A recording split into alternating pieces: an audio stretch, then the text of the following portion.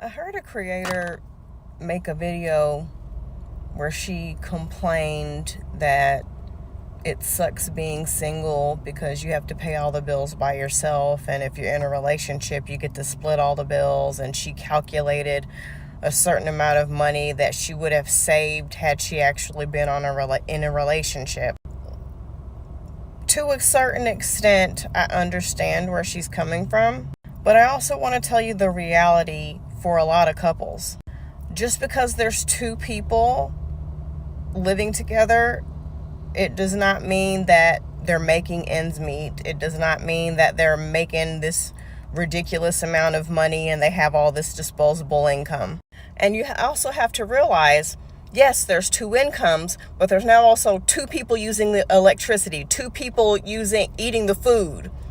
There's twice as much things getting used and needed. So you'll have to spend more money. And if you throw kids in the mix, then, there you go. It also does not mean that they are splitting bills 50-50. There are a lot of relationships where one person is paying all the bills and they're struggling because of that. And a lot of people do this magical thing to where when they get more money coming in, they tend to live well above their means, which would make them still broke. I like the fact that I'm lucky enough to make enough money to where I can support not only myself, but my children. And it gives me the freedom that when I'm dating, I'm not looking for someone simply to be splitting bills with me. Does that make sense?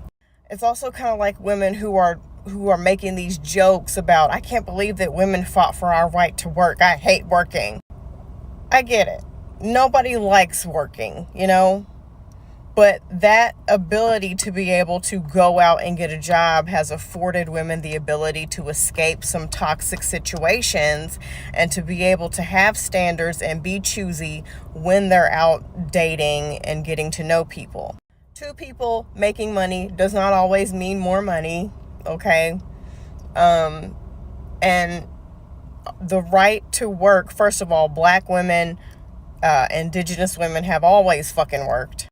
The ability to go out and get a job and get a checking account in your name and own your own land has afforded us, like I said, the ability to escape some really shitty situations and to have standards when we're dating. If you are in dire straits, you can always look for a roommate or live with a family member that's not toxic. The solution to everything is not always couplehood and a relationship and getting married. Like, people think, oh, I'm lonely, so that must mean I need to get in a relationship. No, it means you need to make more effort to get friends or to get out and develop hobbies or get to know yourself maybe. It's not always a relationship. You can be alone and in a relationship. The answer to being stressed out financially and you can't pay your bills, you might have to work two jobs, I don't know, or get a side hustle, or like I said, live with a family member who's not toxic, or look for a roommate, do background checks and have, everything in writing and all that shit. But it's not moving in with a man necessarily. The solution to your sadness is not a relationship necessarily.